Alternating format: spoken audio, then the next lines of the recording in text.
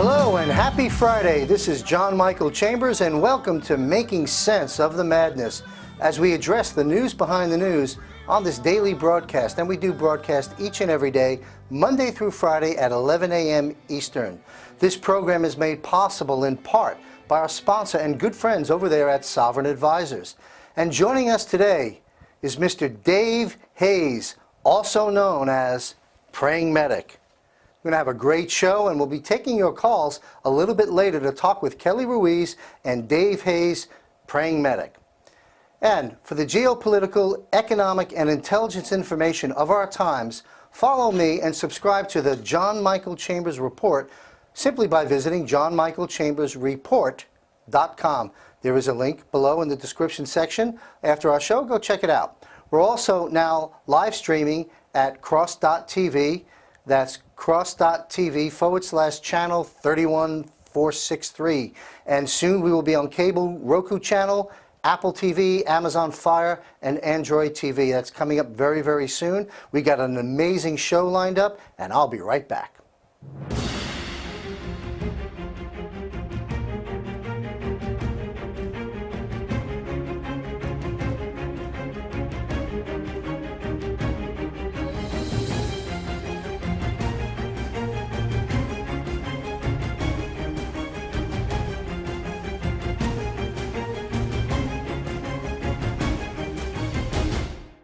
The globalists now tremble as Trump and this movement threatens their totalitarianism world government.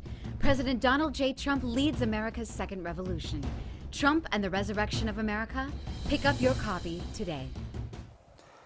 Well, good morning, happy Friday, and joining us today, of course, is Kelly Ruiz, the campaign chairwoman for Donald Trump for president in 2016, and my co-host. Welcome back, Kelly. Good morning, John, and I am so excited to have Praying Medic on the show, especially at a time when The Atlantic put out yesterday an article called The Prophecies of Q, which, you know, The Atlantic is not for, you know, they're not pro-Q. They're actually very much against us and very much against any conservatives, President Trump. And also we see that, you know, this is a time when Facebook is actually removing anybody linked to the QAnon accounts or any Q. They call it the Q conspiracy. But we know, John, that President Trump has been tweeting Q accounts. As a matter of fact, the Business Insider in December 2017 actually put out an article that said President Trump actually retweeted a hashtag with QAnon to his 68 million viewers. At the time, it was 68 million, but I know now we're closer to, I think President Trump is heading up closer to 80 million. So it's an exciting time to be alive, and I just can't wait to hear this interview. You bet. Well, look, we've talked about before on this show, those Google boys and Facebook boys are having a good time censoring us and violating our First Amendment, but they're in for a big surprise next year, and we've already made some progress on those fronts, as we've talked about. But look, we've got Twitter so far still, and we have our show here, and we'll be on other platforms. Let's, you ready to get into the show, Kelly? Sure am. All right, let's rock and roll. We've got Dave Hayes in the house. Dave Hayes is a teacher, public speaker, and author. He has written more than a dozen books on faith and the spiritual life under the pen name of Praying Medic. Dave's YouTube channel now has over 340,000 subscribers with over 35 million views. If you have not already subscribed to this channel, I strongly urge you and encourage you to do so at the conclusion of today's program.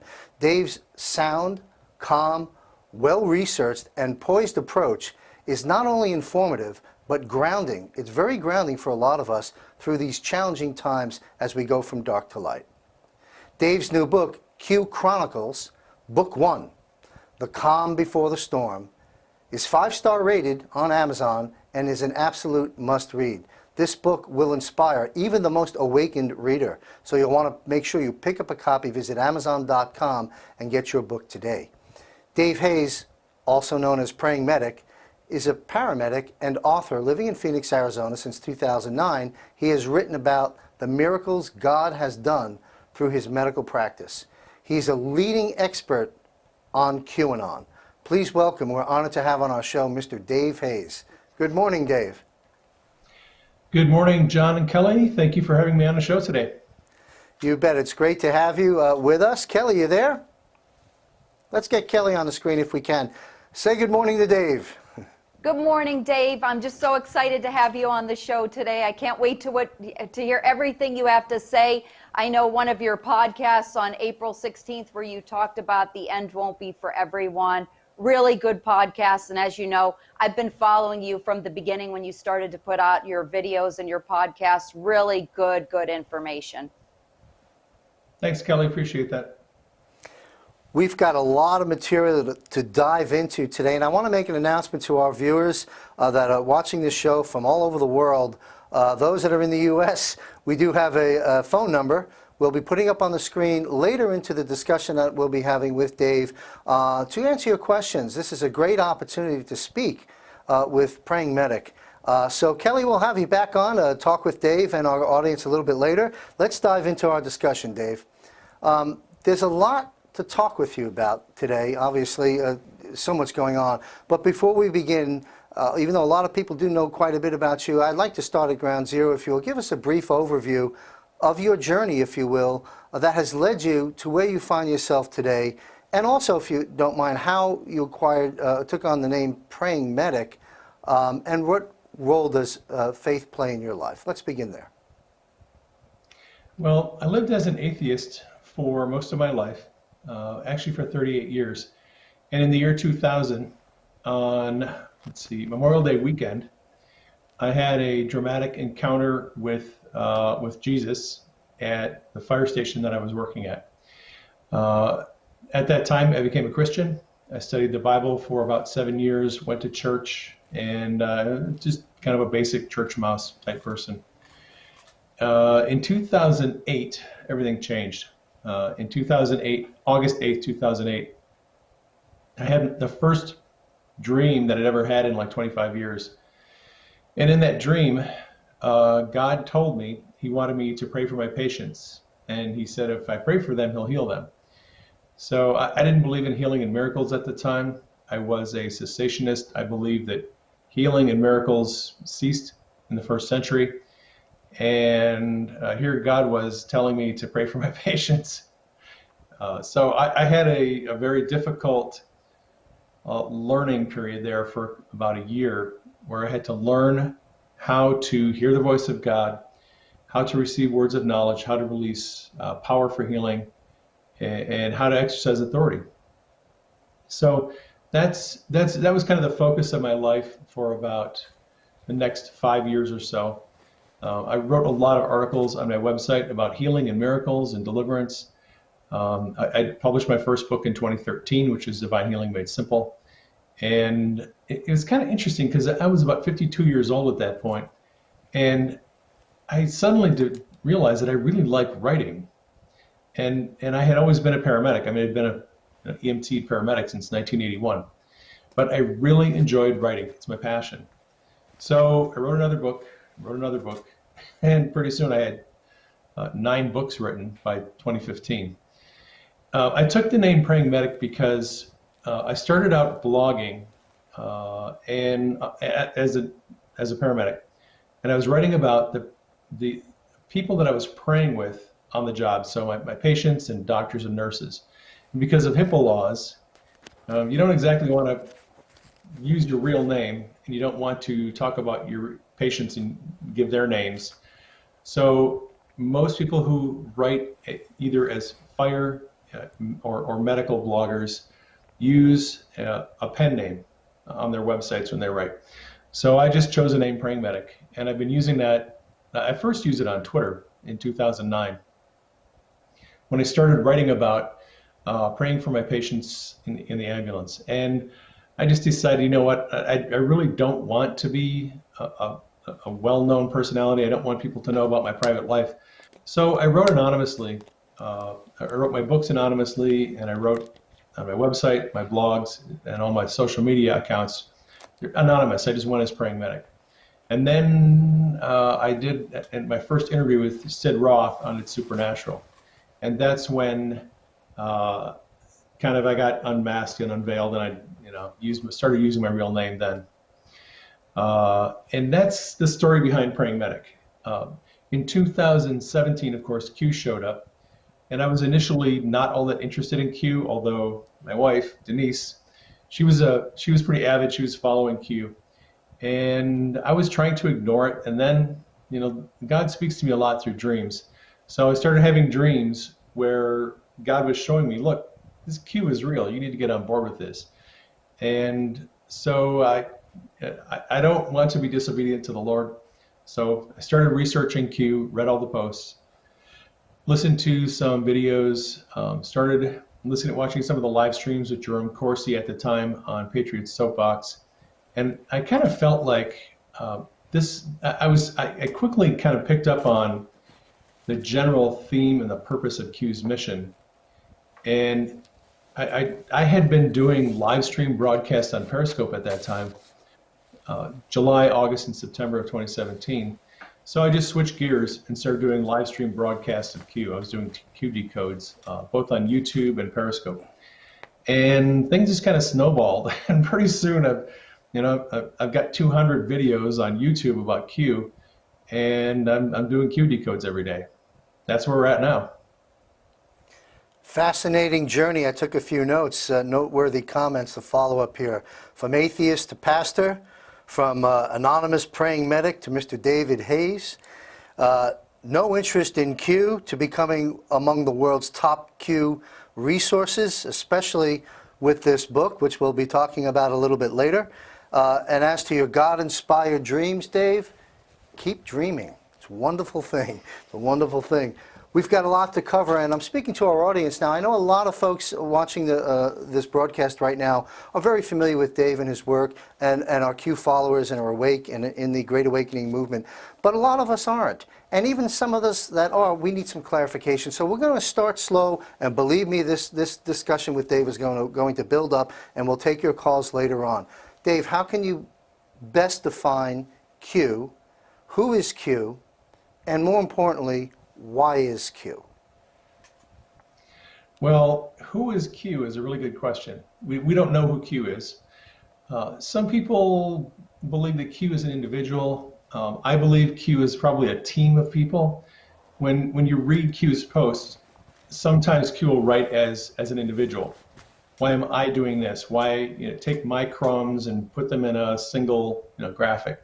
And other times Q will use the plural term we. Why are we here? Why are we dropping crumbs? Right. So Q, I've analyzed the writing style of Q's posts, and I see different what I guess I would call linguistic fingerprints of Q. The writing style of Q changes, and some people have taken that change as a hint that Q has been compromised and his trip code has been cracked and somebody else has taken over the Q operation. I've never taken it that way. I've always taken the differences and the nuances in Q's writing style as different people. I suspect there are probably some people who work at the NSA that are on the Q team. If you just look at some of the there's a lot of military jargon, and NSA is part of the military. A lot of military jargon, a lot of references to military operations. So I think there are some operators who work for NSA who are on the team. If I had to guess, I would say I think there's a good likelihood that either General Flynn or Admiral Rogers or both are involved in the operation. I also strongly suspect that Dan Scavino is on the team. He is the one who controls President Trump's Twitter account, and Q has a lot of synchronicity and posts at the same time that President Trump tweets. And that would be difficult to do if it wasn't being coordinated, and Dan Scavino would probably have to be in on that operation. So those are some of the people that I think might be involved in Q, but I don't know for a fact.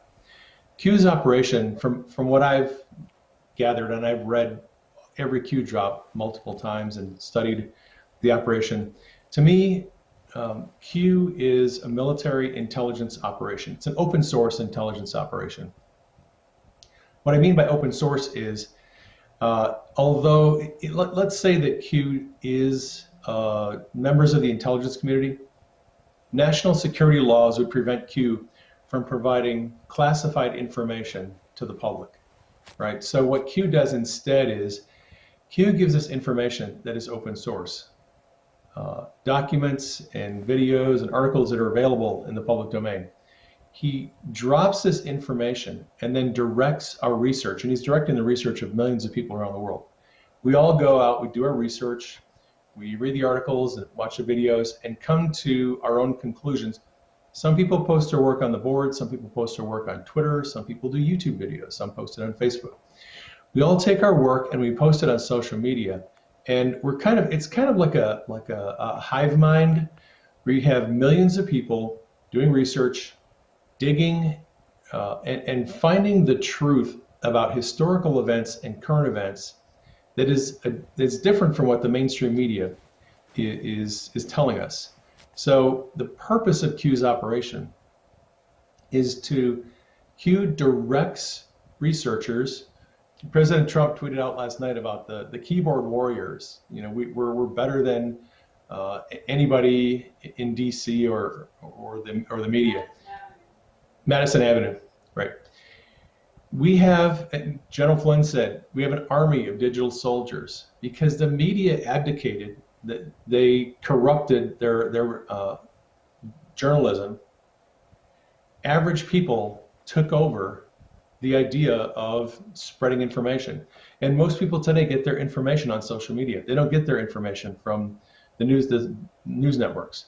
Most people get their information on social media. And what we do is, there's millions of us, we do our research, we find what's happening with the real story behind current events, publish it on social media. We're creating a new narrative of current events in history that is counter to what the mainstream media puts out. And that is, in big picture, that's what Q's operation is about from my perspective. Wow, great thorough description. Thank you. Q, the greatest military intelligence operation of our time, and how fortunate all of us are to have that and to be a part of and working with Q. You call it the operation. I like that. You're right. We are now the news, and the new media is forming and developing, and each and every one of us really have an awesome responsibility to do our homework, to dig deep, find the truth, reveal the things that we can, and do it bravely and comfortably, because we got to get the truth out there. And someone like you, Dave, has been doing a great job at that. When I was a little kid, I'm originally from New York. I left there almost 32 years ago. We used to play this game, I think it was called Telephone. You remember where you line up all your friends and you whisper something in the ear, and at the end you see what it comes out, right? You might start off with, I like apples, and at the end it says, I hate carrots or something. Can you dispel some of the myths that have taken place from Q post to the end of that line? There's a lot of myths. Yes, there are a lot of myths. And a lot of those myths have been perpetrated either by the mainstream media or by people who have pretended to be interested in the Q movement, but actually aren't. So there's a lot of disinformation out there about Q, both from the mainstream media and from conservative and liberal voices. The mainstream media has never really been interested in learning about Q's operation.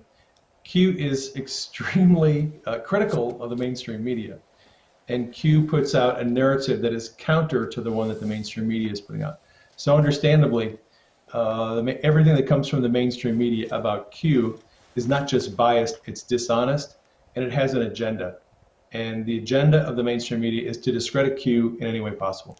So what the mainstream media tend to do is they find a few crazy people out there who may or may not be connected to the Q movement, and they highlight their crazy activities and then tell the world, this is what Q is about. Q is about these crazy people driving their dump trucks up on a dam and putting out signs and acting all bizarre, right? So that's kind of the mainstream media perspective. Then you have people inside on social media who are putting out false narratives about Q. Some of them are well-meaning, some of them are malicious. So you have some people who probably mean well, and they have been trying to tell the world that Q is all about JFK Jr. coming back and running with Donald Trump as for president in the future. that Q has never suggested that JFK Jr. faked his death or that he's a part of this operation. Although a lot of people in the movement are very, very big on this idea that JFK Jr. is part of the operation. That's not true. And the people who kind of say that, a lot of them mean well, but they're misinformed. So that's I think well-meaning misinformation. Then there's intentional misinformation. There are people out there who have YouTube channels and they're on social media, and they are opposed to Q's operation, but they're providing misinformation from within intentionally to sabotage the movement. They know the truth, but they don't want to accept the truth. They want to create a false narrative. So you have people who are on YouTube and on social media, and they're putting out bad decodes intentionally. Jerome Corsi was actually one of those people. Corsi early on was was the most well-known Q decoder, and after watching him for a couple of weeks, I just thought to myself, he's really crappy at decoding these posts. Like here's an example.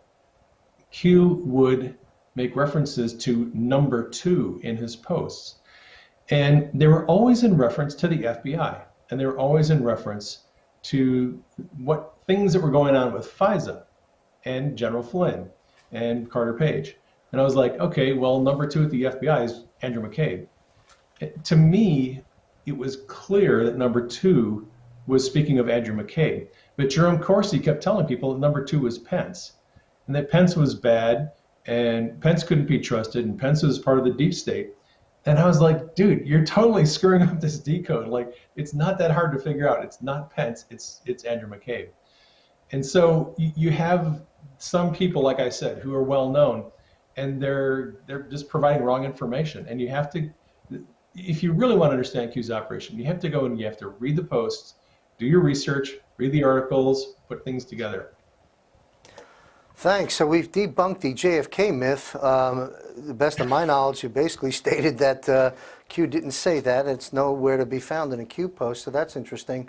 And the Pence, I've heard a lot of different things about Pence in different circles, and you've just indicated what number 2 meant. And but let me ask you this. You talked about the media, obviously going after Q maliciously and not knowing anything about Q. They've labeled CNN, Associated Press, et cetera, that whole mainstream news, fake news apparatus, labeled Q a conspiracy theory, far-right tinfoil hat thing. But these are also the same people that called Donald Trump a Russian spy and a Russian asset. So I think our viewers should take their opinion with a grain of salt. But if you were talking to somebody, Dave, that needed an anon, you were talking to an anon who needed some help in debunking the media's view of Q, what advice could you give that person? Well, there's a lot of good resources out there, and one of the things that you can do pretty easily to debunk the misinformation about Q is become informed about the proofs that Q has put out. And the proofs are things that Q has posted that strongly suggest that Q is an actual intelligence insider. That Q is very close to the president and has inside information. Here's an example. And this is just one of thousands of examples. So on, let's see, November 2nd, 2019, so about 5 months ago, 6 months ago, Q posted a picture of a watch. Now, these watch proofs are pretty important. They are evidence, not proof, but they're evidence of Q's legitimacy. November 2nd, Q posted an image of a watch, and the hands on the watch showed the time of 1:29. Okay. On November 9th, exactly a week later, the Department of Justice issued the DOJ's, the Inspector General report on FISA abuse. Okay, the link to the IG report on FISA abuse was posted on the DOJ Twitter account at exactly 1:29 on the 9th. It was exactly a week after Q posted a watch showing 1:29. Now, that at the exact same time, 129, the DOJ posted Attorney General Barr's response to the IG report on the DOJ Twitter timeline at 129. Not good enough for you? At 129, the same day, the Connecticut U.S. Attorney's Twitter account posted John Durham's response to the IG report. Same day, December 9th, at 129. So you have Durham and Barr responding to the IG report at exactly 129 Eastern time. You have the IG report showing up on the DOJ Twitter time at 129. Exactly to the minute, 1 week after Q posted a watch showing 129, right? So you have to look at this and go, well, is that just a coincidence? Is it just a coincidence that all these things kind of line up that way? Did Q know ahead of time that these three things are going to be posted at 129 a week ahead of time? How did Q know that? Or is it just a coincidence? So there, the president and Q post at exactly the same time. They've done it more than 30 times so far that I know of. If you just do the math and figure out, if Q posts an average of 5 times a day and Trump tweets an average of maybe 12 times a day, what are the odds that they're going to be posting at exactly the same time of day? It happens pretty often, right? So those to me, those little coincidences are kind of evidence that there is actually coordination between the president and Q. And like I said, that's just one example of many.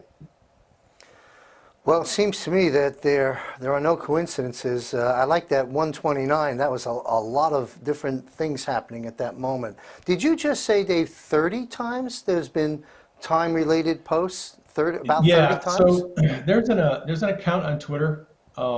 It's called Enoch, and he is really good at following the timestamps. Whenever the president is tweeting, whenever Q is posting, he's always looking at the timestamps. I'm fairly sure that there have been what we call a zero delta, when Q and the president post at exactly the same time to within 1 minute, and Q posts first, right? So if the Trump tweets and then Q posts 30 seconds later, well, you could say that Q saw Trump's tweet and then posted. These are incidences where Q posts first and then the president tweets within a minute, and their timestamps, if you look at them, are within 60 seconds.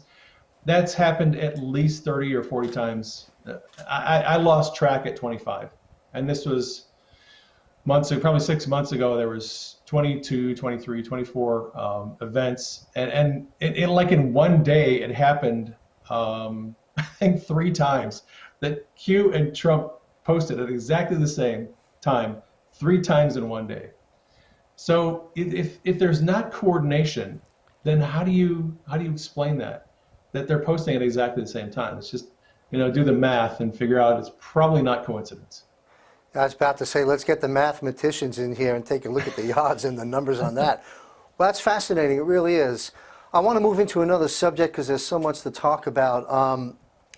There are segments, as I'm sure you're well aware, within our movement, our QAnon movement, who cast doubt, or they're disappointed because this didn't happen, or on this day, or that sort of thing. Or they simply just left Q and was kind of throwing Q under the bus, like the AJs of the world, if you will.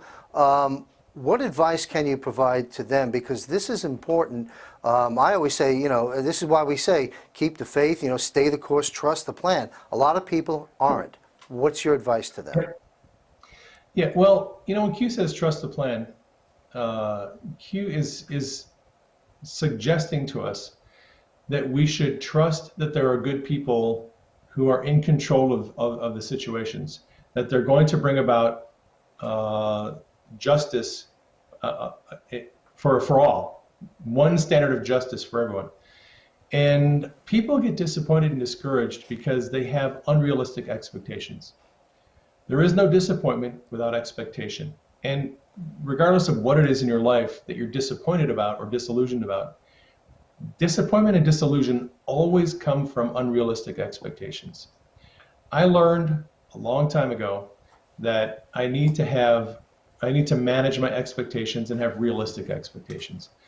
I am rarely disappointed by anything that happens or doesn't happen because I try to approach Q's operation with no expectations. I know that Q is going to give us information.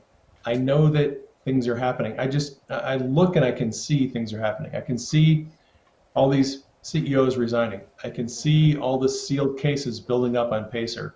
I can see people being fired and removed and replaced in Defense Department, FBI, DOJ, CIA. I can just observe through what I see in the news that things are happening and things are changing. So when Q says trust the plan, he's saying is look at the news, look at what's happening. Trump is draining the swamp. Just chill out. Don't have all these expectations like we have to have arrests tomorrow. I mean, that's the thing that people get upset about is people want arrests, and until, for probably 30 or 40% of the population who are involved in this, following Q or looking at keeping up with current events, they just want arrests, and they're not going to be happy until arrests happen, and they're going to continually be disappointed, angry, disgruntled, and complaining because it's another investigation, it's another little bit of information here or there, but no one's been arrested yet. Well, this operation is about much more than just arresting people. The problem with corruption is that the corrupt people have built a system that allows corruption to thrive and propagate. It's not just the corrupt people being arrested, it's the system. And they could arrest all these corrupt people tomorrow, remove them all from the system, put them all in jail, and within a year, we'd be back to exactly the same place. Because the problem isn't the people in the system. The problem is the system itself. It has to be reformed and revamped. So in addition to removing the corrupt people, and they're going to be removed, there have to be reforms made to the system. So one of the things we're going to see very soon is a very lively debate about whether FISA surveillance should continue or it should be done away with, because FISA is a really good way to abuse the Fourth Amendment, and that has to change. Q has been hinting that judges on the FISA court are probably corrupt, and they just rubber stamp all these requests for surveillance, even if there's no evidence to support the idea that this person is a foreign asset, right? So the Foreign Intelligence Surveillance Court is supposed to deal with people who are suspected of being agents of a foreign power. Well, there's no evidence, there never was any evidence that Carter Page or General Flynn were agents of a foreign power, yet FISA court went ahead and authorized the surveillance. That has to change. FISA court has to change. So we're talking about institutional changes. And as much as people just want to see arrests, they should also be demanding institutional changes. We have to demand changes to the CIA, changes in Congress. Q has suggested that we need to implement the auditing of elected members of Congress. So the whole thing of corruption we're finding out with the Bidens. Joe Biden's family became very wealthy off of Joe Biden's office. His brother, his son, they were all in on it, and they were all making money off of these Joe Biden's connections. Q has suggested that families of elected leaders have to be audited because that's how money laundering and corruption happens. So, the disappointment and the disillusionment, I think, is primarily because people want arrests. They're not looking at the big picture and realize we have to change the entire system. A lot of great points raised there. I took a few notes, to the Q dissenters, if you will. First off, we can begin by they're misreading the posts, So my advice would be follow Praying Medic, the best, among the best, if not the best, Q decoder there is to help make sense of the madness, and so we're not misreading. Second, great advice: no disappointment without expectation. This is good, sound stuff.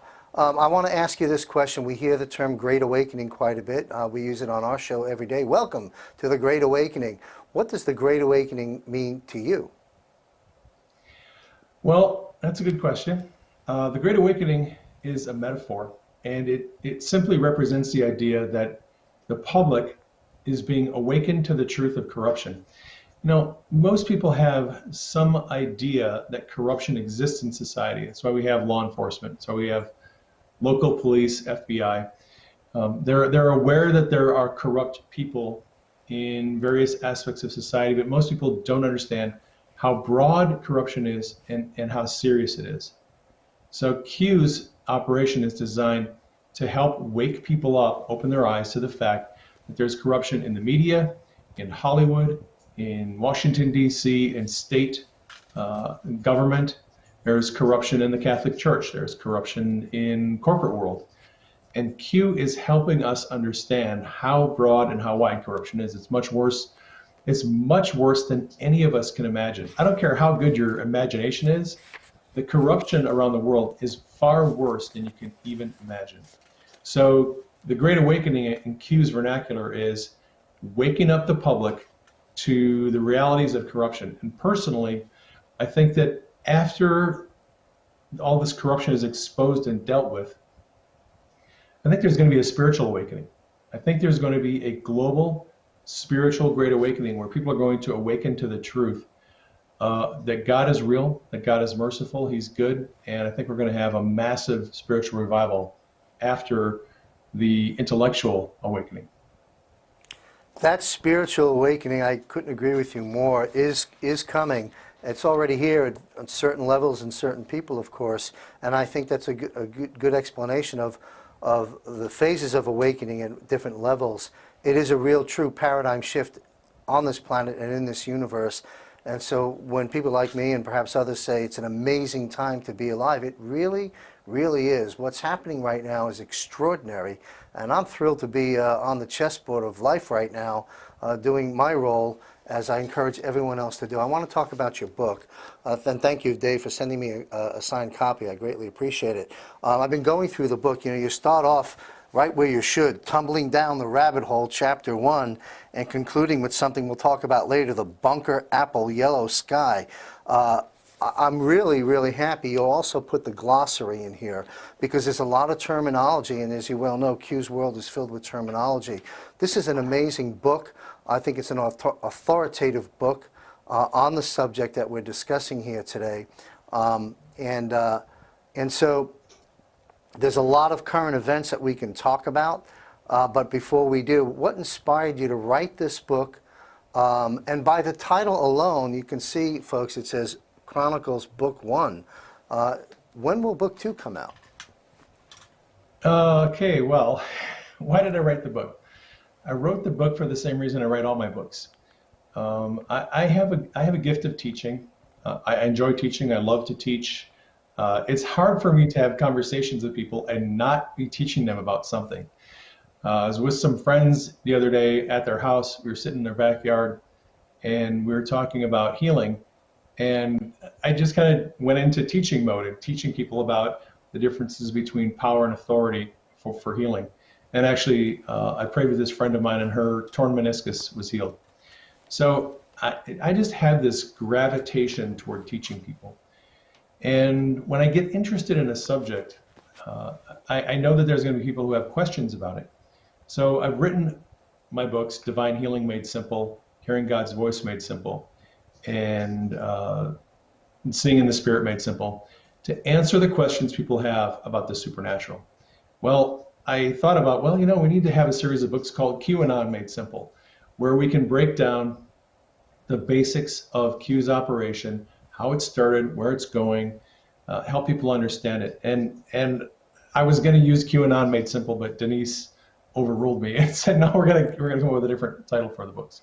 So we're taking titles for the series of books from Q's different signatures, right? So Calm Before the Storm is one of Q's signatures. We're going to have Volume 2 is coming out. That'll be The Great Awakening. That book, I'm working on it, should be out hopefully in a month or two, depending on how busy Q is. If Q is busy posting, and I'm doing Twitter threads and videos, it's hard for me to set aside time to write. I need probably 2 weeks with Q to just take a break so I can finish that second book. We've got book 3 and book 4 are underway. I've got draft manuscripts for those. Probably half of the chapters finished in those 2 books. And I'm just going to keep writing and writing until I have the entirety of Q's operation covered with the books. Excellent. So those that are just joining our live stream, we're talking with Dave Hayes, of course, known as Praying Medic. And this is a copy of Dave's book, which you can pick up on Amazon.com. And you can follow Dave's work on his YouTube channel, very popular YouTube channel, Praying Medic, as well as his Twitter account. And and we can expect many more books, which is very, very exciting and very important. As more and more people will be waking up at various different levels, and they'll have a body of work to speed up that process. So what you're doing is very much needed. Denise told me Q just posted. Q, What? take a break. I need a break here. Well, I gotta write some more books. You mentioned you wanted to finish book 2. I think with all that, with the D class now upon us and things escalating as they are, I think Q's going to be posting quite a bit. So we wish you the best of luck on completing book number 2. I'd like to ask you. As you mentioned, signatures of Q. I've been following Q. I spoke about Q quite a bit. Hundreds of speeches. Many of them filmed. They're up on my other YouTube channel. I'm not a Q expert, but I did wake up a lot of people. I invoked your name, of course, in pretty much every talk, directing people to quality sources. So I'm not an expert in Q. I know some of these signatures and such, like Calm Before the Storm and such. But tell us about Snow White, and I'm real curious about Bunker Hill Apple Yellow Sky. What do these things mean, and why are they part of your book? If you go back to the beginning of Q's operation, particularly in November of 2017, November was a very busy month for Q, and I had to do some catching up when I first started following Q in December. I had to go back and read all the posts and try to decipher all this stuff, and I kept seeing these repeating phrases at the bottom of a post. Phrases like Calm Before the Storm, Snow White, Alice in Wonderland, and then there's Godfather 3, and there's Iron Eagle, right? So some of these, you keep seeing these phrases at the bottom of Q's posts. And Q said, my signatures indicate news that's about to drop, in case you haven't figured that out yet. So in digging through Q's posts, I realized the signatures, like Snow White or Alice in Wonderland, if a post has that signature at the bottom, that ties that post into a certain topic. And some of the posts have 3 or 4 signatures at the bottom. Some only have 1. But you can actually create a Venn diagram if you want, and I've seen people do this. This was easy to do when Q had only put out like 200 or 300 posts. It's very hard to do now because there's 4,000. But you can take all of the posts that have a particular signature and just kind of gather them up. And those are Q's posts that relate to a certain topic. And then there's, of course, some posts that have multiple topics, right? So some of the early posts had signatures Snow White, Godfather 3, and Alice in Wonderland, all right? Q helped Anons decode the first signature, which was Alice in Wonderland. Now, Alice in Wonderland was a reference to a book called Hillary Clinton in Wonderland and a news article called Saudi Arabia, the Bloody Wonderland. Basically, that signature talks about, if you see that signature, Alice in Wonderland, at the bottom of a Q post, it's talking about Hillary Clinton and Saudi Arabia and how the two of them are connected, and actually how the Saudi princes controlled Hillary and a number of US and British politicians. So when you see that signature, Alice in Wonderland, it's referring to the Saudi control of politicians and specifically Hillary Clinton. So then there's Snow White. Snow White is another signature you'll see at the bottom of a lot of Q posts. Interestingly, we had to do a little bit of research and found out that there's a Chicago Tribune article back from 2000 that starts out, and I think the first paragraph says that the CIA has 7 supercomputers, and they're named Doc, Sneezy, Dopey, Grumpy, right? They're named after the seven dwarves. So Q confirmed that the signature Snow White refers to the CIA. So if you see a post with the CIA or a post with Snow White at the bottom, that post, the information there refers to the CIA, right? So then you want to talk about Bunker Apple Yellow Sky. Oh my gosh. If you go back to the post in November, and then I think there's some of these posts in December, Q started putting out these stringers with keywords in them like green and sky and bunker, right? And there was plus plus plus, and there was plus plus, and there wasn't any context for these posts. Like, okay, what does this mean? I see a post with 2 plus signs, and that's it. There's nothing else in it. And then 2 days later, there's some strange stringer that has a bunch of words and letters, and how do you make any sense of this? Well, it's easy to look back now at those posts and see what Q was getting at. At the time, nobody was figuring it out. Q was dropping clues about the Rothschilds. If you go into posts that have plus plus, any post that has plus plus, 2 pluses, is talking about the Rothschilds. Saudi royal family is 3 pluses. George Soros is 1 plus. So those posts in November that were talking about plus plus, it was a reference to the Rothschilds. And Q was trying to get Anons to look at news articles about the Rothschilds. Well, at the same time that Q was posting those messages, there were news articles about a crash. An airplane and helicopter crashed right near the Rothschilds' estate. So if you string these posts together and kind of analyze them, Q was helping Anons figure out what these posts were about. It was about a pilot named Mike Green, he was a good guy, he was an operator, and he was sent on a classified operation to do something related to the Rothschilds. The Rothschilds intercepted the communications and sent out a pilot in an airplane that took out Mike Green's helicopter, and that was a crash near the Rothschilds estate. So that was, like I said, I think end of November 2017. That chapter in the book, Bunker Apple Yellow Sky, that's about how Q helped Anons decode those posts over about a 2-week period. Thanks, Dave. I want to clarify, was that 1 plus was Soros, 2 was Rothschild? What was the 3? Yep, 3 pluses is a Saudi royal family. I gotcha. And I chatted with you off there the other day and come to learn of something I'd like you to share with our audience. And I think it was a couple of years ago. What happened when Jared Kushner came back from Saudi Arabia? Oh, that's interesting story. So Kushner made an unannounced trip to Saudi Arabia in October of 2017, right about the time Q's operation was starting. It was the last week of October. So in the first week of November, Q is posting a lot of hints and suggestions that Hillary Clinton, John Podesta, and Huma Abedin are going to be arrested in the first week of November. Now, a lot of people stumble over this information because they say, why should we believe Q if his first predictions were wrong?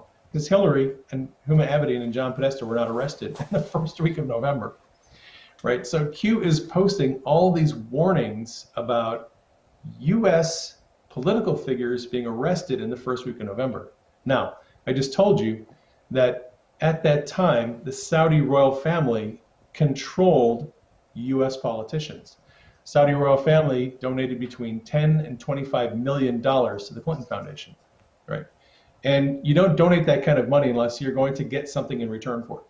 So in the first week of November, Q is posting about Hillary, Podesta, and Huma Abedin. He's also posting about Saudi Arabia. He asked, why did Jared Kushner take an unannounced trip to Saudi Arabia? Who did he talk to? So this is on November 2nd and November 3rd. Q is asking about Saudi Arabia. What is Saudi Arabia known for? Port of transfer, safe harbor for, suggesting about that there's some illegal things going on in Saudi Arabia. All right, November 2nd, November 3rd, Q's asking about Jared Kushner's trips to Saudi Arabia. On November 4th, the Saudi royal princes are arrested. Hundreds of businessmen and members of the Saudi royal family are arrested in a massive corruption crackdown. The day after, Q is asking what's going on in Saudi Arabia. Interestingly enough, President Trump had a tweet that morning about Saudi Arabia. The morning of the arrests, before they got arrested, Trump was tweeting about Saudi Arabia. And Q kind of asked, was that tweet a signal to the team to greenlight the operation, right? So the day of the arrests on November 4th, Q asks what U.S. Mercenaries or operators are in Saudi Arabia right now, but American operators. Nobody knew anything. On November 22nd, an article was published by The Intercept that revealed the fact that Blackwater had been on the ground in Saudi Arabia helping with the detention of the Saudi royal family. So Q also was asking about Jared Kushner. What did Jared Kushner, who did he meet with? Who did he talk to? What was the purpose of him going there face to face rather than a phone call? Well, we found out in February of 2018, so about 5 months or 4 months later, that Kushner went there and talked to Mohammed bin Salman and had intelligence reports and was giving bin Salman information about traitors inside the royal family who were trying to overthrow him, right? So Q knew about the arrests, knew that Blackwater was on the ground there, and knew that Kushner was talking to Mohammed bin Salman about this stuff weeks or months before it was reported in the mainstream media. So that kind of answers your question. You see, folks, that's news.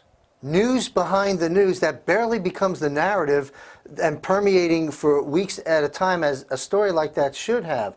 That's why you need to follow Q. And if you need help understanding Q, pick up a copy of Dave's book and follow Dave on Praying Medic, because this is how we make sense of the madness. You know, we use that, it's the name of our show, Making Sense of the Madness, the news behind the news. I might say your book in part is making sense of the Q posts.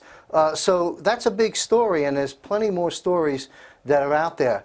And to our viewers watching this live stream event, we're talking with Dave Hayes, Praying Medic, and we're going to be taking questions live. We're going to put up that phone number, not just yet, but in a little bit. So if you have questions building up, jot them down. Any comments, talk with Dave Hayes. We'll be doing that and bringing Kelly Ruiz on to join us during that process in just a little bit. Before we get there, Dave, let's shift into some of the hot topics of the day. There are many, but to me, the most trending and most important hot subject of the day, of course, is the D-Class, which is now hitting mainstream news.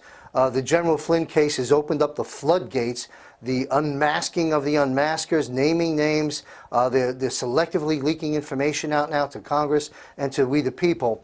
How do you see this playing out for those that leaked and for General Flynn? Yeah, well, this is the beginning of the prosecution of the deep state. This is the start. Q has been telling us for 2 years that FISA is the start of the publicly visible aspect of the takedown of corruption. Now, Q has been telling us for 2 years that there are operations going on continuously where, here's an example. Back in 2017, when they did the arrest of the Saudi royal princes and the arrest of corrupt businessmen in Saudi Arabia, they were also shutting down human trafficking lanes around the world. Human trafficking lanes in Africa, in Haiti, in Saudi Arabia, in the Middle East, and in North Korea. Hugh said that when they shut down the human trafficking lanes in Saudi Arabia alone, that rescued 3,000 children who had been trafficked. So there are operations going on that are taking down corruption and dealing with these issues, but most of these are not in the news. You're not going to hear about them. And people say nothing's happening. Well, actually, things are happening. You're just not hearing about them because they're not in the news. They're classified operations. Now, that's the below the radar, not publicly visible aspect of the takedown of corruption. The publicly visible takedown of corruption starts with FISA.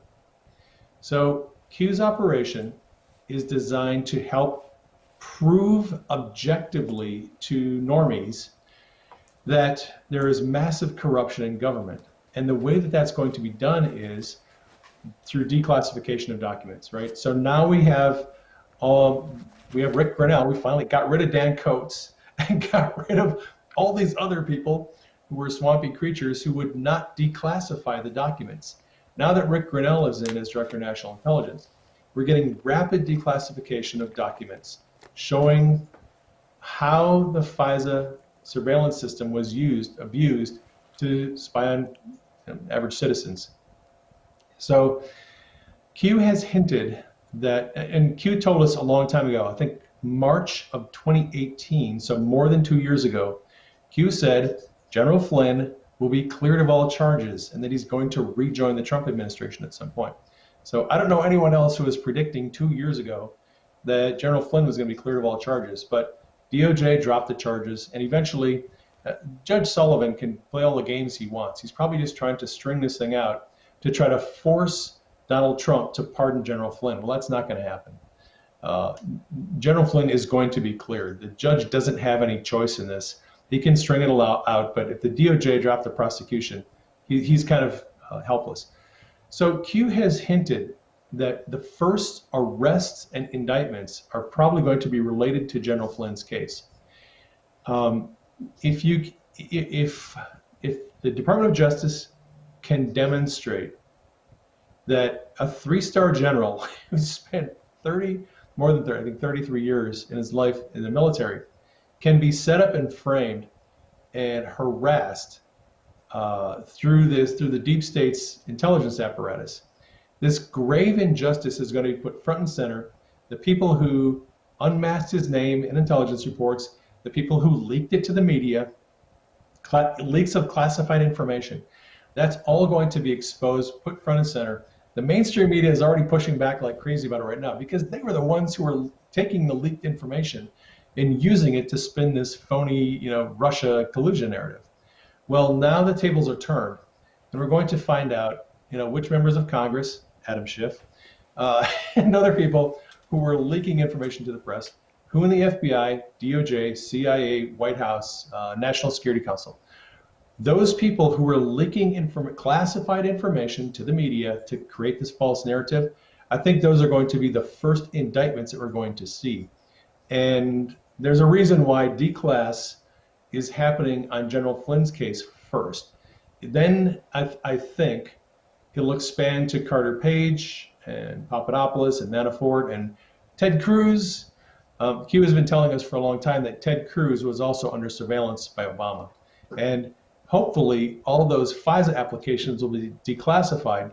We can look at them, we can see the phony information they put in the applications, and then scream and holler about why did the FISA court allow this to happen. So get your popcorn ready because it's going to be very interesting as more documents get declassified.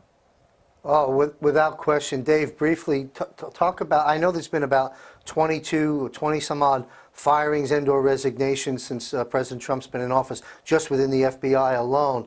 Talk briefly, if you will, about what's happening in the corporate sector since President Trump's arrived on the scene. Yeah, well, that's an interesting part of the operation. So President Trump signed an executive order on December 21st, 2017, that gave the Treasury Department authority to seize the assets of people and organizations involved in human rights abuse, human trafficking, and corruption. Strangely enough, Eric Schmidt, CEO of Google and Alphabet, stepped down from his position the very same day, right? So, coincidence? Maybe. Since December 21st of 2017, CEOs have been leaving their companies by the thousands. There's an Anon on Twitter called Resignation Anon. He's keeping a running list of CEOs who have resigned. CEOs, chief financial officers, and chief operating officers, and people who are chairman of the corporation. He has a list of more than 12,000 high-ranking officials in various corporations that have all resigned since then. Big names like Bill Gates just resigned from Microsoft about a month ago, right? And these resignations as CEOs are building and building and building. And there was CNBC published a story in 2018. It said that that year saw a record number of CEO resignations. And then they published another story at the end of 2019 saying, well, 2019 broke last year's record for the most CEO resignations in modern times, since they've been keeping track of it. So Q has kind of hinted that there's a lot of investigation of corruption in the corporate world. And the CEOs are getting out because they know the storm is coming. They know prosecution is coming. And I think they're trying to cut their losses and get out before the prosecution hits. So we can see, folks, there is a lot going on. There are a lot of things happening, and you just have to look in the right places. We have 160,000 federal sealed indictments. Some of these are being unsealed. We've got 13,000 corporate resignations to protect their assets and their asses, I guess, from things they may be guilty of. There's a lot happening, and certainly now, irrefutable because it's on mainstream news, the D-class is occurring. The names are being named, and they're at the very top. And that leads me to this very important question. So many people, Dave, think all across this country, especially, certainly those that aren't awake yet, but even many that are awake, they're saying, you know what? Justice is never going to happen. We're never going to take down the big names, you know, former elected officials and people in the three-letter organizations. What do you say to that? Expand your thinking. It's understandable to have that view, because that's the way it's always been. Corrupt people in places of power have never been held accountable in our entire history. That's just the way it's always been. And so when you see things happening a certain way, historically, over time, that programs your mind. And you think, well, that's just the way it's always going to be, right? If you go to work every day in the same place, and you work for this boss and you do this job, you just expect that I'm going to keep going to work, I'll keep working for this boss, I'm going to keep doing the job I've been doing for the last 20 years, and nothing's going to change. That is because our brains become programmed. They're very much like a computer hard drive, where your brain and your thought processes become programmed to think nothing's going to change. So you have a choice. You can choose to believe that nothing's going to change and everything's just going to keep being the way it is. Or you can change your way of thinking. And that's what Q often tells people is, you know, expand your thinking, change the way you're seeing things. To me, the biggest evidence that things are changing is the fact that Donald Trump came into the Washington, D.C. swamp, and the swamp has been attacking him 24/7 ever since he got there. They were attacking him before he got there, before he got elected. Media came after him, Hollywood came after him. You know, here's the funny thing, that he's always gotten along well with the press. He's always gotten along well with Hollywood. They always considered him sort of one of their peers, one of their equals. But when he ran for the presidency, they all turned on him, and they all have been attacking him. You know, you watch Golden Globes, Academy Awards, what are they doing? They're attacking Trump. Media, 24/7, and the pressers, attacking the president. The deep state, corrupt people in FBI, DOJ, CIA, you know, other agencies, attack. Why is the establishment attacking Trump? If Trump is making no difference, if nothing is changing, if Trump is not a threat to the establishment, why is the establishment doing everything in their power to get rid of him? To me, that's the biggest evidence that Trump is a threat, and he's an existential threat to a corrupt political system, and the evidence is the fact that that corrupt political system is doing everything they can to try to get rid of him. I couldn't agree more. Let's move on to COVID-19. Perhaps one more issue, then we'll bring on Kelly Ruiz, and we'll start taking your calls, folks, for Dave Hayes, Praying Medic. In my opinion, COVID-19 is a deep state op of sorts that they're really taking advantage of right now. But more important than my opinion is yours at this time. So describe your analysis, if you will, of COVID-19 and your views on how President Trump has maneuvered through this from the beginning and how you think this begins to play out, this silent enemy attack. Yeah, well, it's interesting. The COVID-19 is obviously a real organism. It's a real virus. It's not a hoax. People are actually getting sick, and fortunately, the numbers are actually pretty good. Although early on, some of these experts were predicting that it was going to have a mortality rate of around 3% or 2%. As more numbers come in, we're finding out a lot more people were infected with it. And because more people were infected, it's making the mortality rate relatively lower. I think we're going to find out that the mortality rate for COVID is going to be very similar to the seasonal flu. And essentially, I think in about a year, people are going to look back at this and go, we shut down society, destroyed our economy for an average normal flu season. I think that's what we're going to find out when all the numbers are in. So the COVID-19 is a reality. What is bizarre as heck is the fact that the system, the political establishment, engineered a way to lock us into our houses. Healthy people being locked into their houses, right? When you quarantine people, you're quarantining a sick person and you're restricting their movement. What politicians are doing is restricting the movement of healthy people. That's not quarantine, that's called imprisonment. That is a violation of the Constitution. But, this illustrates the problem with people in society, with normies. The establishment calls us sheep because we act like sheep.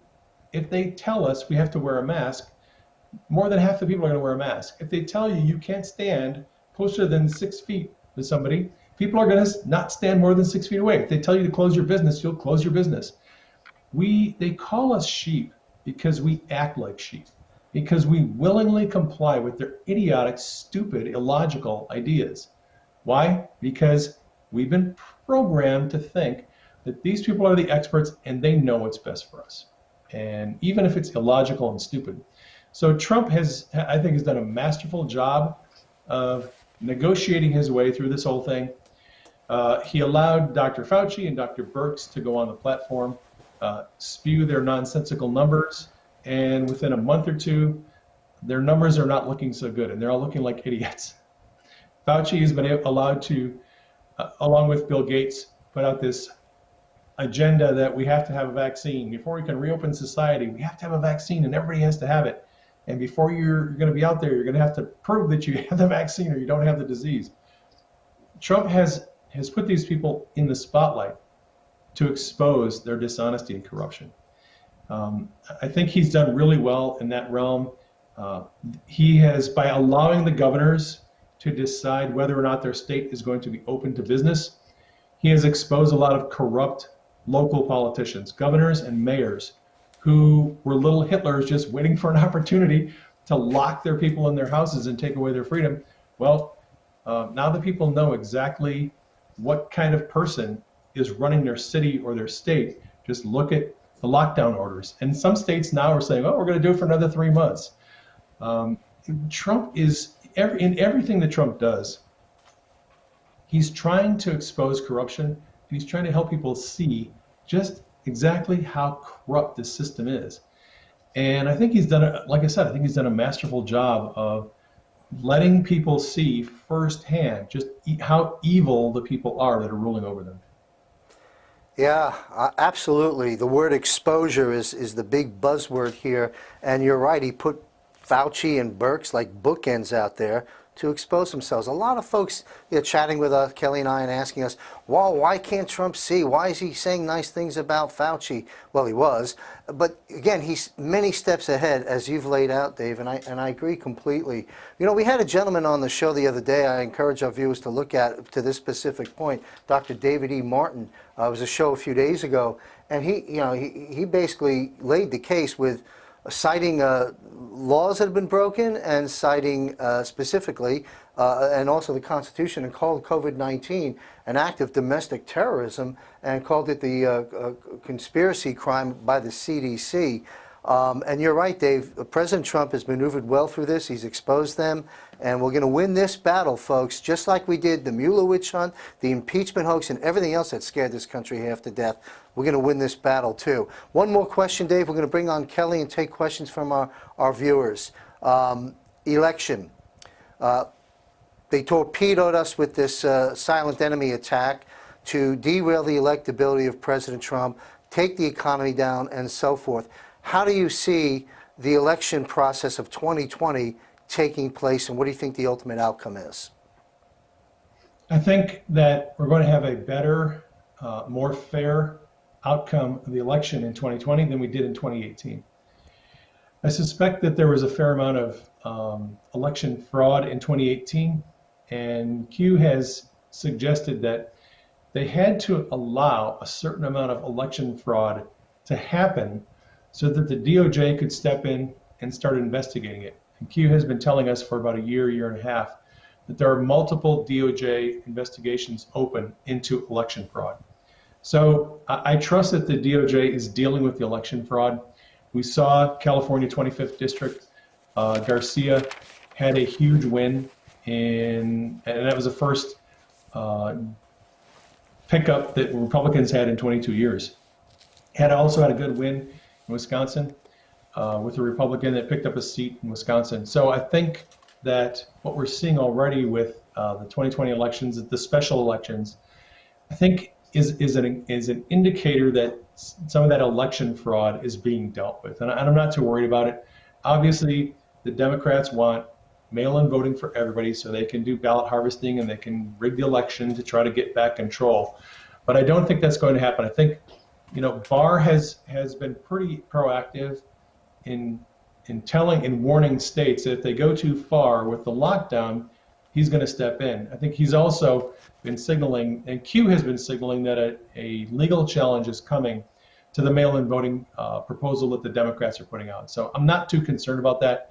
I think Trump's going to win by a landslide, and I think that he'll have a large swing in Congress. I think we'll pick up a lot of seats in Congress and probably pick up some in the Senate.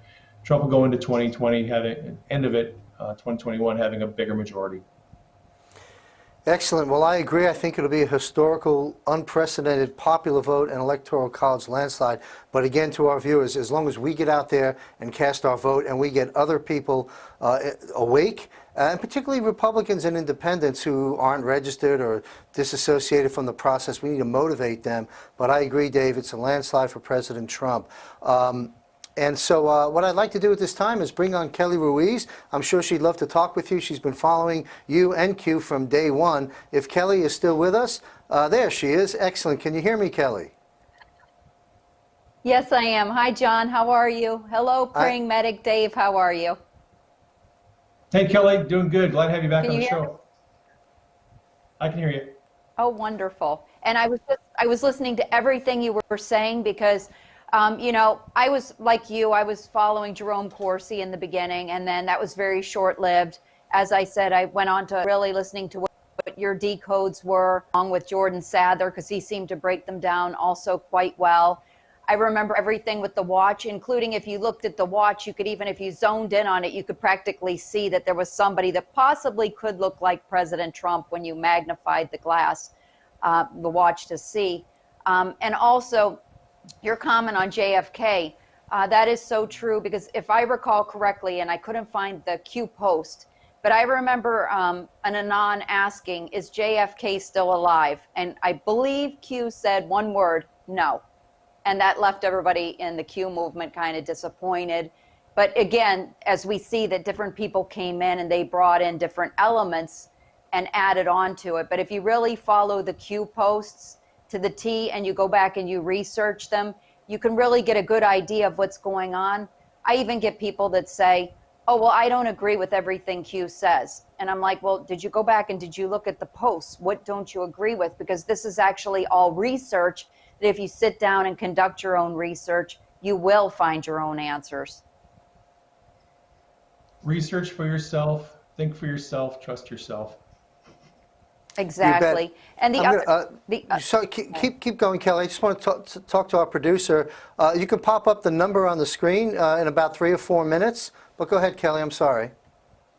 and I'm in total agreement that this is, it's really for me, when I woke up, I was very similar to Mark Taylor. He did the movie, I saw his movie. It wasn't easy for me waking up. I'm an educator by profession. I was a teacher and a school principal for, in one capacity or another for 20 years. And, there was some things that really scared me when I woke up because I thought I was living in one world. And it turns out that was not the world that I thought I was living in. I started to have nightmares like Mark Taylor. I woke up to seeing, MK Ultra. I saw Project Deep Dream, some really things that were going on in our world, as you had indicated, that, it's much worse than what people can even imagine. And then the whole thing of going into the pedophilia and all the government corruption. And also, I think it goes into the spiritual element because Q posts quite frequently put on your armor of God, the spiritual prayer. And when I was Catholic, we Catholics used to say the St. Michael prayer, the long version, that also used to include, the elements that we're fighting against, the principalities of darkness. And I think also, to me, it seems, and if it's just me, but I've been looking over the recent Q posts. I think in the beginning, when we first started, researching Q, he was putting out a lot of heavy duty things for us to research. And I think what happened is now a lot of his current releases, his current posts, have more to do with the current stuff that's going on, almost bringing everybody up to speed. But I think there's also the element of the 100th monkey, the monkey where the macaque monkeys were washing the sweet potatoes, and they were able to pass that on to their young children. And then miraculously, it was able to, this information was able to transfer to, different islands. And this was not by a communication. There was actually a spirituality, or I like to think of it too also as, there's a quantum element. Because I remember actually watching one of your videos one day having to do with that. And I remember you talking about the element of time. And, that, time can be compressed. And I remember driving somewhere that I needed to be at this location, and I'm always on time, but I had left one meeting and I had to get to the next. And I remember when you said, envision yourself being there, envision yourself arriving on time. And that's exactly what I did. And I actually got there within 1 or 2 minutes. So it's a very unique movement, and I'm so privileged to be involved with it. And ultimately, I think Q wants to return the power to the people, for us to see ourselves as sovereign beings and stop handing over control, stop handing over authority to, different agencies, to even people, or to, emulate movie stars, whatever you may think that it is. But that's my commentary a little bit on trying to break down everything that Dave had said. Amen, Yeah. sister. Dave, let me ask you a quick question from the chat feed just before any calls may come in. Folks, you're welcome to call now if you have a question for Praying Medic. There was an interesting post here. Yeah, it says, interesting how you say Q is a team of people, but when you refer to Q, you say he. What do you say about that? Literary style. It's just literary style. I have to say he or they or she, or when you're writing about Q, you have to say, it sounds weird to say, to refer to Q as a they, because Q is an individual letter, right? So I have to either choose to always refer to Q as a plural or as a singular person. I choose to, just out of literary style, to refer to Q as an individual, but I make it pretty well known that I just think Q is a team. Thanks, Dave. Hello, we got a phone call. Yeah. Your name? Yeah, Rob from Canada. Rob from Canada. Welcome to Making Sense of the Madness, News Behind the News. We have Kelly Ruiz and Dave Hayes, Praying Medic, with us. What's your question? Hi, well, I'm new to all of this, so I'm just wondering if there's any info on operations in Canada, and if there's any corruption that Q is aware of, and does the close Canadian ties to China pose a threat to the U.S.? Dave? Yes.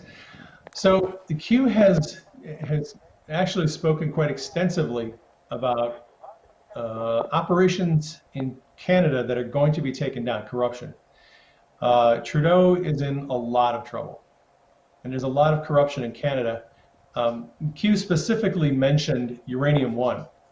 So back in 2011, when Hillary Clinton was Secretary of State, there was this transfer of the sale of the Canadian mining company Uranium One, and they essentially they transferred the assets and transferred the uranium rights to a Russian company, Rosatom. Well, that deal was filled with corruption. There were kickbacks and bribes. It was actually designed to ship uranium to Russia and siphon off some of that and divert it to Syria and Iran so they could enrich uranium to build their nuclear weapons program. This whole thing was full of corruption. Canadians are involved in it, and all of that is going to be dealt with in time. Now, the thing with Uranium One is that is what John Huber has been investigating.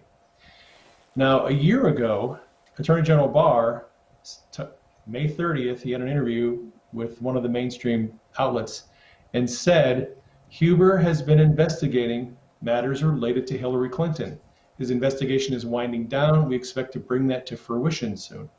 So we know that Huber's investigation of Clinton Foundation corruption and Uranium One is done. And indictments are probably already sealed. We're just waiting for those indictments to be unsealed. Here's the thing. Matters related to Hillary Clinton involves human trafficking, child trafficking, sex trafficking, bribery, corruption. It involves a lot of heads of state of other countries. That is going to be exposed after FISA abuse. FISA is something that the average person can understand, and they'll kind of red pill them into this world of, government corruption. The Clinton Foundation, the corruption in Canada, UK, all those countries are coming later. Q has indicated that what has happened in Saudi Arabia is going to happen in the US, Canada, UK, Europe, Asia. It's going to go around the world. Wherever corruption is, it's going to be dealt with. And it's one thing at a time. So yeah, Canada's corruption will be dealt with. Thank you, Dave. We got a caller here. Are you still on the line? Yes, I am. Okay, one moment. Go ahead. Okay. Where are you calling from? Thank you. I'm Janine from Georgia.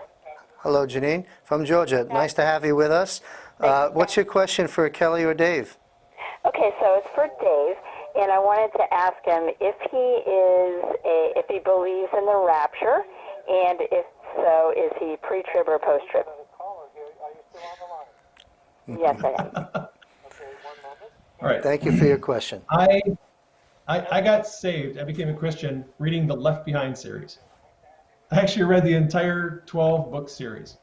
I've studied the end times. I've studied eschatology quite extensively, more than most people.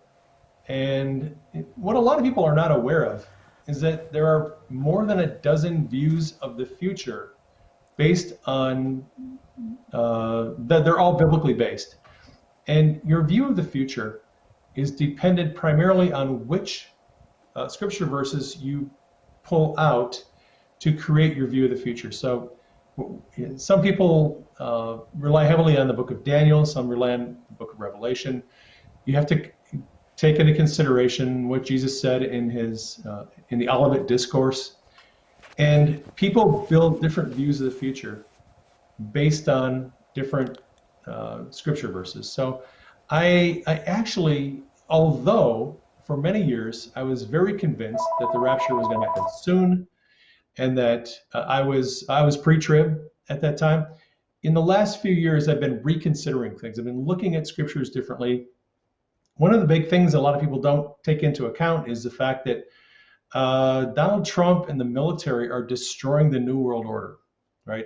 And a lot of people who have the view of the end times, where the New World Order comes in, the one world government, one world currency, the Antichrist comes in, that is just the progression that people have seen for the last 100 years. Well, we're now living in a day where Trump is essentially destroying the New World Order. And so that should cause us to go back to the scriptures and kind of reevaluate our view of the future. And that's where I'm at right now. I'm just reevaluating things. Thank you, Dave. Caller, what's your name? Where are you calling from? Grace from California. Grace from California. Welcome to our show. We're happy to have you here. Any questions for Dave or Kelly? Yes, for whoever can answer. Some of my friends are freaking out from the forced vaccines and contact tracing. I know that Trump said the virus will go away without a vaccine, but then what about the contact tracing and some other news we're hearing? We'll start with Dave and we'll go to Kelly. Dave? Well, I'll step in if you like, but go ahead. The thing you have to remember about Trump is he is notorious for putting out distractions and disinformation. All right. So whenever Trump is showing you a shiny thing over here, you need to be looking over here. I know, what is he doing over here? Because this is the shiny object he's trying to get people's attention with, and he's doing something else over here that most people are not aware of. Really good example of that is Trump for 2 years got into this fight with Congress about getting congressional funding to build the border wall.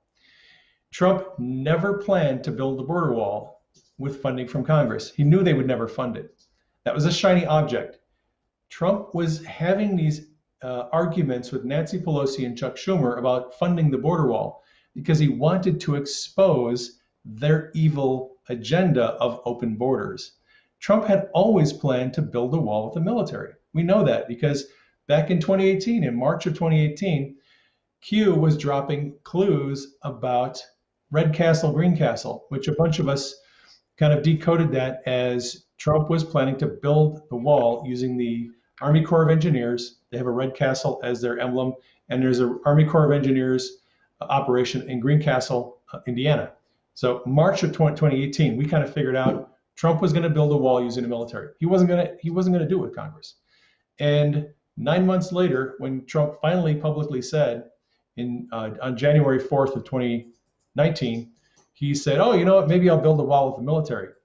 Press freaked out, went crazy, but we had already known this for 9 months. So when Trump talks about vaccines and contact tracing and all this stuff, there's no reason to freak out about that. That is not the plan. All right. It never was the plan. It's not the plan. Trump has a shiny object that he is getting people to focus on because he has some other plan that he's working on that he's not talking about publicly. So I'm getting messages, I'm getting inundated messages from people who are freaked out, and it's the same people who freak out all the time. Every news, every internet rumor that comes out, people start losing their minds because they think, oh, this is it. Trump's part of the deep state. He's going to help the New World Order. It's all over. And none of those fears ever pan out. All the fears, if you look back over the last 3 years, all the fears, all the internet rumors, all the things that people were afraid that Trump was going to do, none of them have come to pass. And this one isn't going to come to pass either. So that's my 2 cents.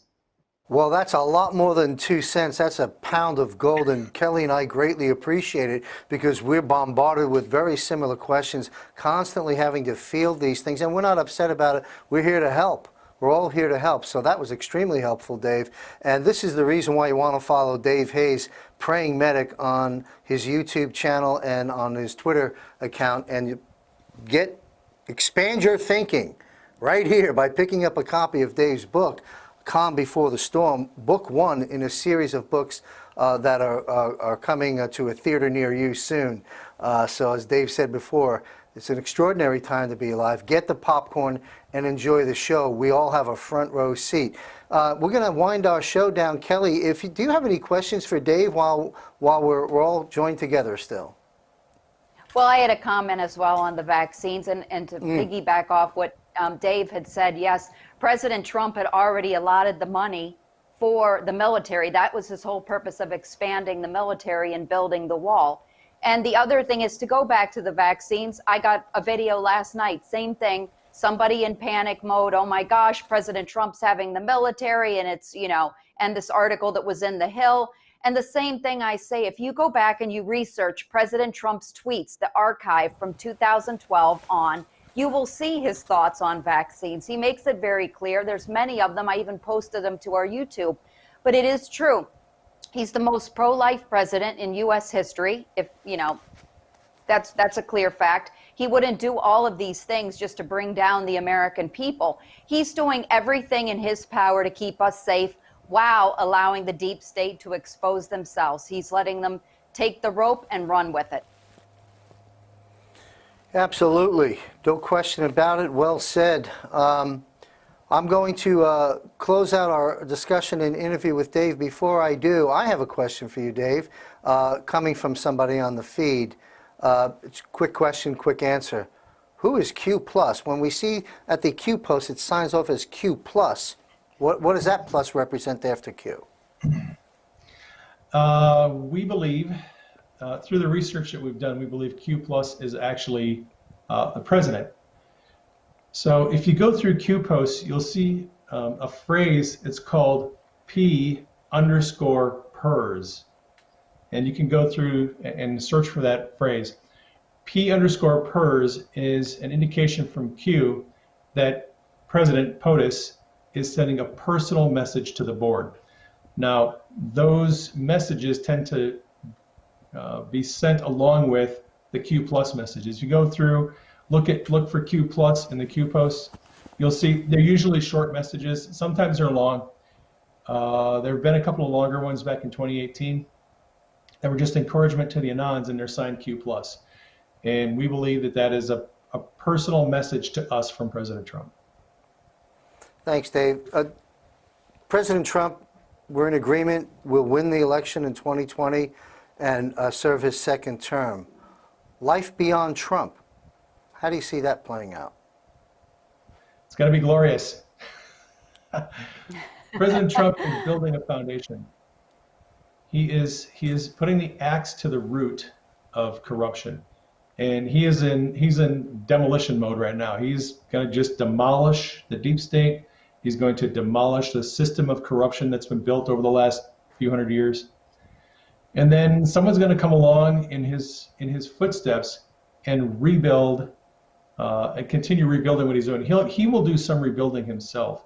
But the president who comes after him and the people that work with the next president are going to just continue building on the work on the foundation that he laid. So I see Trump, he's a construction guy, he's a builder.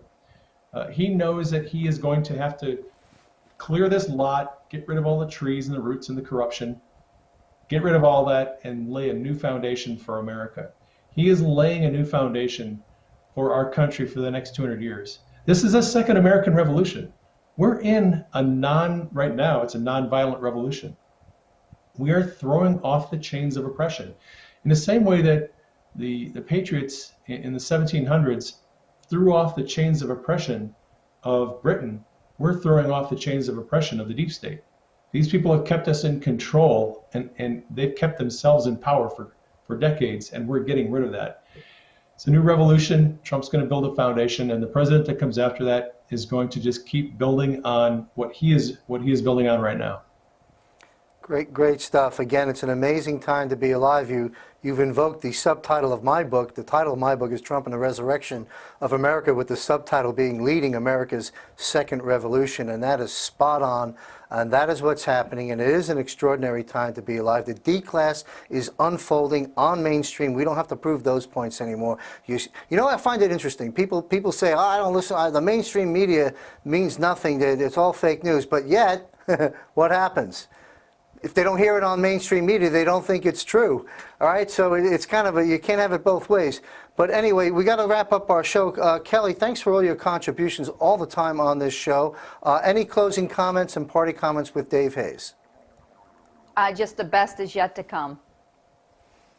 You bet. Well, thank you very much, Kelly, for everything you do. Have an amazing weekend. And now I'd like to close out my final question with Dave. What do you think is the greatest threat facing humanity today? The greatest threat facing humanity. This is going to be an unpopular opinion, but I'm going to say it anyway. You know, Jesus said, if you believe in me, all things are possible. And he said, he who believes in me, the works that I do, he will also do, and greater works because I go to my Father in heaven. Jesus was the most revolutionary person in all of history. And he told us that it was our belief that changes our circumstances. Jesus healed the sick, worked miracles. He healed entire villages because he believed that his Father sent him. And he believed that he was doing the works of the Father. And he told us, we can do the same things. We can do the same works that he did. He went to his Father, and his Spirit can empower us to do the same things. We can heal entire cities. We can do anything that we want to. The thing that is keeping us back, that's holding us back from fulfilling our divine destiny as individuals and our divine destiny as a culture, as a civilization, is our unbelief. We just don't believe that it's going to happen. We don't believe we can do it. We don't believe we can make a difference. You're talking about these people who say, you know, nothing's going to change, nothing's going to happen. Well, nothing changes until something changes. And the first thing that has to change is the way that you think. Jesus' first message was repent, for the kingdom of God is at hand. And that word repent is the Greek word metanoia. Change your way of thinking. If we're going to see the kingdom of God manifest in this earth, we have to change our thinking. The most dangerous thing to the existence of human society is our unbelief. We don't believe that we have the power to change our own society, and we do. We absolutely have the power. If we will stop acting like sheep, stop receiving the programming, stop obeying these idiots who keep telling us how to live our lives, and if we will simply believe that we can live a different way, we will. Anything is possible if we will change our mind, change our way of thinking, and start believing. Fantastic. Dave Hayes, this is informative. You've been informative, inspirational, and these are very powerful truths coming from Praying Medic. Visit Praying Medic's YouTube channel, subscribe there, also the Twitter account, and be sure to pick up a copy of Dave's 5-star rated Amazon book. You can see it right here, Q Chronicles Book 1, Calm Before the Storm.